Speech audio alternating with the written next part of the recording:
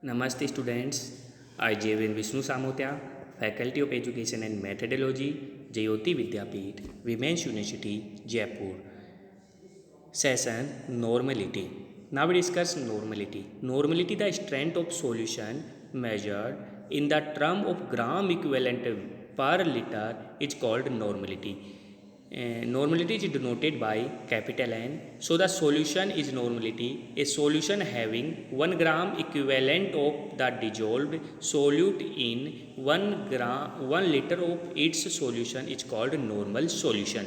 Clear? So normality is the term of gram equivalent per liter is called normality. तो normality क्या होती है? Gram equivalent पर litre. जो अपन ने ग्राम इक्विवेलेंट निकाला है उसको पर लीटर में आइडेंटिफाई करेंगे तो उसको क्या बोलेंगे अपन? उस सॉल्यूशन की नॉर्मलिटी. ठीक है, और इसको डिनोटेड किससे करते हैं? कैपिटल एन से. Clear? Next, the solution in which 1/10 gram equivalent of solute. ठीक है, तो 1/10 gram equivalent of solute it is dissolve per litre its solution is called decinormal solution. That is the solution will have n/10 strength है. तो देखो 1/10 solution को deci normal solution भी बोलते हैं, और यदि अपन को 1/10 ग्राम इक्विवेलेंट है तो उसको क्या बोलेंगे? n/10 स्ट्रेंथ है.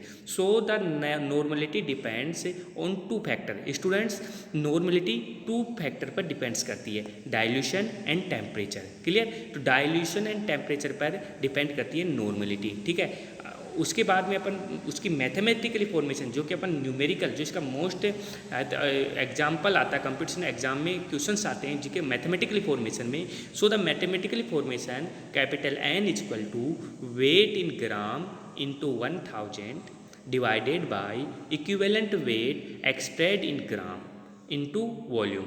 ठीक है, सो n is equal to strength in gram per liter divided by gram equivalent weight of the compound. ठीक है, स्टूडेंट अपन ने gram equivalent weight last session में अपन ने क्या पढ़ा था? Gram equivalent weight. और ग्राम इक्विवेलेंट का फॉर्मूला क्या था?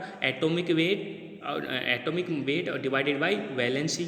या अपने पास कोई रिएक्शन है और रिएक्शंस का ग्राम इक्विवेलेंट में तो atomic weight divided by numbers of ion exchange, cations and A9 exchange, numbers of oxidation and reducing reagents. ठीक है, तो उसके अकॉर्डिंग अपन ने उसका क्या निकाल रहे थे? अपन ग्राम इक्विवेलेंट वेट. तो स्टूडेंट अपन को नॉर्मलिटी निकालने के लिए सबसे पहले उस कंपाउंड या उससे एलिमेंट्स का क्या निकालना पड़ेगा?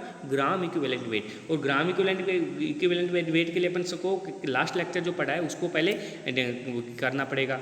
उसको अपन यदि अच्छी तरीके से पढ़ेंगे तो अपन इसमें नॉर्मलिटी का ग्राम इक्विवेलेंट वेट निकालेंगे और ग्राम इक्विवेलेंट को डिवाइडेड करेंगे वेट इन ग्राम्स में, और अपने पास नॉर्मलिटी का जो भी आंसर होगा अपने पास आ जाएगा. सो द एक एग्जाम्पल्स लेते हैं अपन, कॉमन एग्जाम्पल्स, उसको कैलकुलेट करते हैं. So the calculate the normality of x gram of NaOH का x gram dissolve in y ml of solution. y ml solution में उसको डिजोल्व किया है.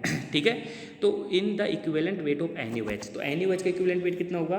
Total NaOH equivalent equal to 40 हो रहा है, जो इसमें दे रखा है. कभी कभी स्टूडेंट्स एग्जाम में इक्विवेलेंट वेट दे भी दिया जाता है और कभी कभी एग्जाम में इक्विवेलेंट नहीं दिया जाता, अपन को खुद को निकालना होता है. अब देखो NaOH का इक्विवेलेंट वेट निकालने के लिए सबसे पहले इसका मास निकालना पड़ेगा स्टूडेंट्स. और मास क्या होता है? देखो मास होता है सोडियम कितना होता है? 11 पे आता है. तो 11 का मास कितना हो जाएगा? मैंने कहा था मास निकालना हो एटॉमिक वेट का तो उसका क्या है? दुगुना कर दो, तो 22 कर दूं. क्लियर? ऑक्सीजन का कितना होता है? 8 का कितना हो जाएगा? 16. और हाइड्रोजन का कितना होता है? 1 का 1 रहता है. ठीक है, क्लियर? तो ये हो गया अपने पास 1.008 होता है स्टूडेंट ऐसे तो, लेकिन अपन अप्रोक्सीमेट में 1 लेके चल रहे हैं. तो ठीक है, तो 6 तो टोटल हो गया 39 पॉइंट कुछ हो रहा है. तो अपन अप्रोक्सीमेट में इसको क्या मान रहे हैं स्टूडेंट? 40. ठीक है, तो so the normality is equal to weight in gram कितना है?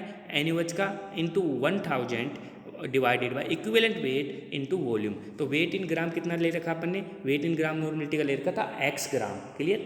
और इनटू 1000 से डिवाइडेड इक्वल कर दिया डिवाइडेड बाय, अब अपन ने ये इक्विवेलेंट वेट निकाल लिया. क्लियर? निकाल लिया. इनटू y से डिवाइडेड कर दिया और अपने पास ये हो गई numerical formation of normality. Thank you. Okay.